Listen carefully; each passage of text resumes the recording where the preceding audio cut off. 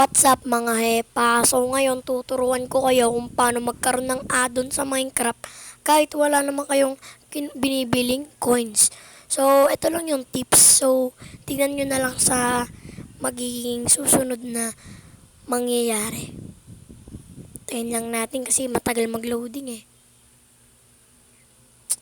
Tap-tap lang muna tayo. Ang tagal. Using. Yan.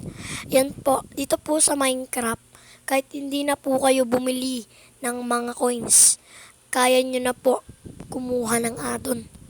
Magda-download lang po kayo ng app. Ito. Ayan po. Yung add-on na po yan ay kailangan nyo i-download. Makikita nyo po yan sa Play Store. Doon po sa Play Store. Tapos po, click nyo lang po add-ons for Minecraft PE.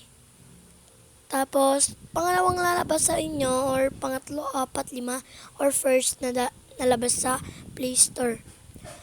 Yan, tapos nyo i-download, click nyo lang po. So, medyo nalito ako dyan kanina.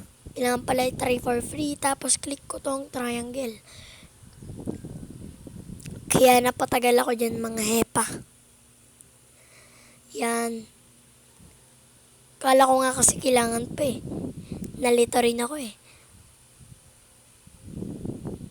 Tapos i-click lang pala tong triangle oh.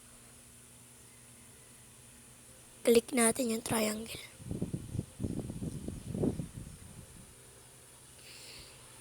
Yan, naklik na natin. Tapos ngayon, mag-ano na tayo.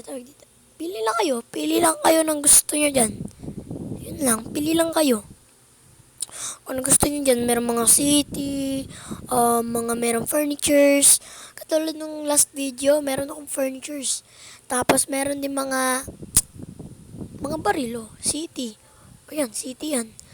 Tapos, ano pa, mga one-shot na animals, mga cars, houses. Yun lang po mga epa. Bye-bye!